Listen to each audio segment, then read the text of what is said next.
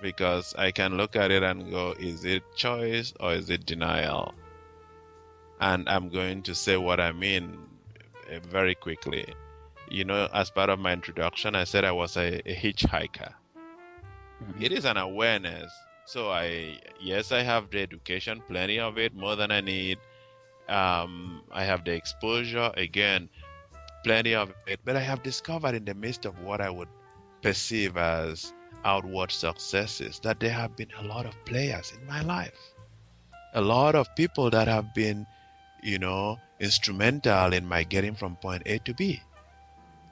So in a way, I have always been helped and assisted by people. Some of them I know, some I don't know. But to the extent that I can acknowledge that, it lets me know that I am part of a bigger community than I would ever imagine. And so the choice is actually whether I will acknowledge that or deny it. That's why I said it.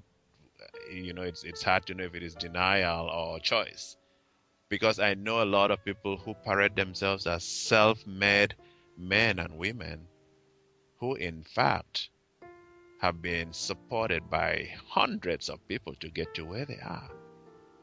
They just are not acknowledging all the help they've got. So that's my perspective. Yeah. And so I have no choice than to get involved. I cannot stand by and watch. I have no choice than to volunteer my time, because it's one way of paying back for others that have volunteered that time to support me in many different ways. Okokon, Yes. you always can choose insanity.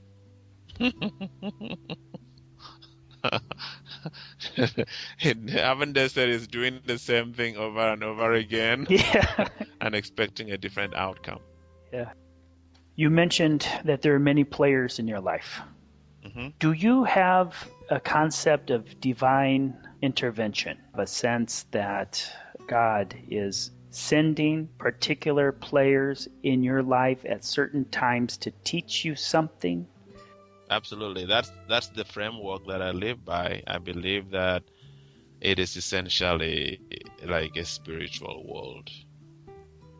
Things do manifest in other forms, but we are ultimately working with energies, spirits, surprising experiences that we have no explanation for, did not cause into being, and there are different words for those, and within the religious spiritual traditions, some of those are called miracles, Mm-hmm. And so yes, I do believe that people come into my life for a season or for a time, but always for a purpose, to teach me, to help me, in my hitchhiking path, get to the next destination, or to shelter me from the storm that is coming. And if the show was about naming those, we would run out of time, because I know a lot of people that I would name, that have been instrumental in getting me to where I am in my life, and supporting me in becoming who I am. Okokon, we were talking before about gratitude and Thanksgiving. Yeah. What does that have to do with this process? Gratitude.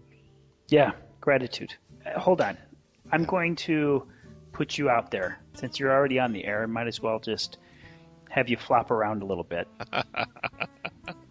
As I mentioned before at the beginning of the program, we were going through a leadership program, and Okokon said something. He got up and made a toast, and he said, to all of the people who are supporting us to be here, all of our family, our children, our spouses, or loved ones, who are sacrificing in order to make this time possible. And that's how I have come to know that Okokon has a spirit that is plugged in to humanity and to God. God being the big picture. But anyway, I want to recognize you for that. Wow, Sled. I am really moved by what you just said. I'm really moved. that you would remember that, as we just said in the last segment, I don't believe any one of us ever gets anywhere without, the support, the kindness, the hospitality, the forgiveness of a lot of human beings. And I would say even animals and the environment. We don't. Because it's so easy for you and I to be in a self-development or inner work program, and it's all about us. And we forget that the people that are in a ballet team often are the ones that are not in the program. Taking care of kids, house sitting your home, taking your dog out for walks, feeding the cat, or the colleague that is doing a little over what they should do because you are gone. We forget that it takes all of those people for it to work. And this is where the gratitude actually fits in, doesn't it? How can you not be moved? How can you not be moved in gratitude if you ever reflect around what we are talking about right now? Just go down memory lane. Who you have become. That coach, that teacher, that neighbor, that friend, that parent, that sibling, that spouse. Just think about it for a moment. Isn't that humbling to know that somebody believed in you? Somebody said, Sled, have you thought about this? Sometimes even the people that we get to meet who become our spouses or our partners for life. It was a friend that said, I want to introduce you to somebody. And boom, that somebody became a lover. And before you know it, you were married or partnered for life. See what I'm talking about? I don't know which area of my life I look and I don't come up with dozens and dozens of people. I don't know. Professionally, it takes these same people for me to have projects, to do my work and have my life fulfilled. Yeah. So there is no area of my life. So that's what I hope, that human beings can open their eyes to notice, just notice, and then see what it moves them to do and who it moves them to be. You keep going along the path, but there is a stage or a step or a point at which you have to admit that something needs to be different. And it doesn't matter what it is. It could be a professional path, it could be a personal life path, it could be a relationship path. But if you don't admit that something is not working or something needs to be changed, that is the naming it. You have to name that something is either broken or needs adjustment. So, wouldn't you say that is true for everything in life? Like that pause moment of, wait a minute. And it deserves great recognition. Oh, absolutely. Because if you don't, you can go through life on autopilot. Yeah. And gloss over or miss the different detours that were needed to lead you down the path of fulfillment. So naming. Yeah. And once you name, you have a choice to go, no, I'll continue the way it was, or I'm going to take the plunge, whatever the plunge is. So choosing becomes the next thing. What am I going to do about it now that I know? Because see, the innocence is gone at that point. And you have to do something about it. And to not do something about it is a choice. See what I mean? Yes, it is Yeah. choice at that moment. Yes. It is a choice, yeah, because you know something and you choose not to do something, you've already chosen. You can choose to go see your doctor because what you noticed was, my weight or my whatever it is, I'm getting more tired. That is still in that noticing and naming. But you can say, I don't want to do anything about it and still continue with it. Or you can say, my God, I need to call a doctor right now and get in quickly because I'm concerned about this. See what I mean? Either way, it's a choice. So for our personal lives, are you going to sit longer in that drawer and see what is inside? No matter what the cost is, I am going to go in and I'm going to see what is there.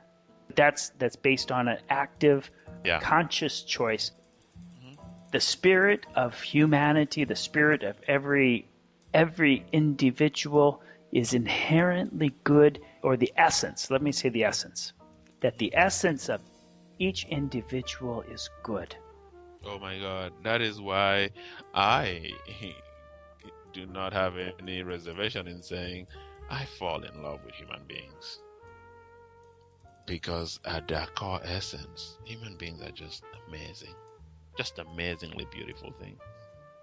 So when I'm doing my leadership program or whatever I am doing in whatever setting, private, corporate, whatever context, I fall in love. I do.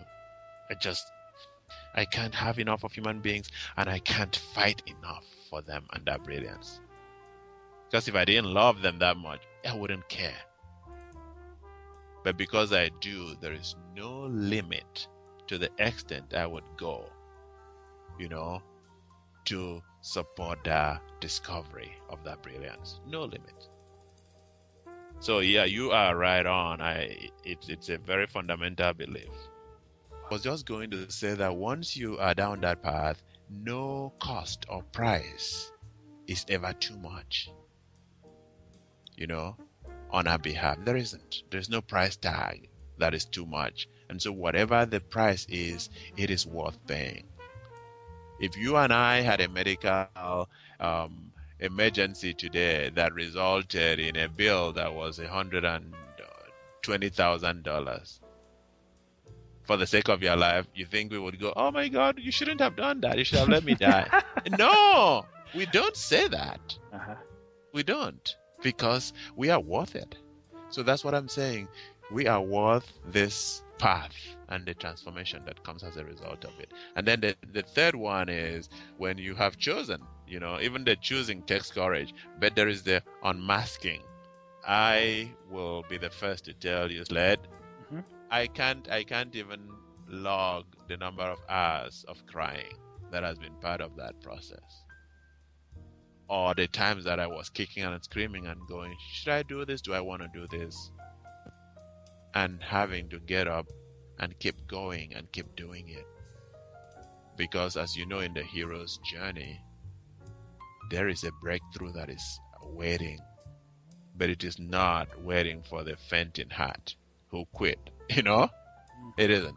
It is for people who have the courage to do the process.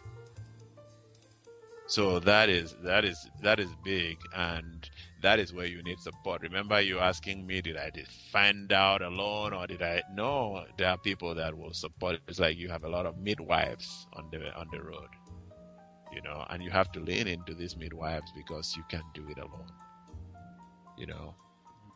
And the hero's journey ends in the breakthrough, and so the final stage is the claiming who you are going to be. Like who I am today is different from who I was yesterday because of the path I am on and the work that I'm doing.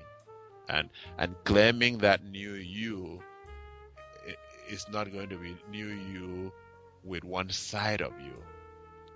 So let's just use the language that we started with, whether you call it darkness or the not so pretty sides of us. We have to discover that they are also valid parts of us and bring them in rather than disown them or dissociate from them. So that claiming is where wholeness is. Wholeness is not in having everything pretty. It's in the holding of the polarities, So this is the part where you're entering now. You're in the claiming part. You're starting to claim this. I'm starting to claim it, but believe it or not, sometimes I'm in the process of claiming and I discover a drawer I didn't pull out. I can laugh over it, but in the process, I cry over it, because it's like, oh my goodness, where is the bottom of this barrel? Mm-hmm. Now, how does your family? I mean, is this a soul journey? Are you alone in this, or is your wife? Do your children take part in this? Do they know where you're at? Do they understand you enough to understand you?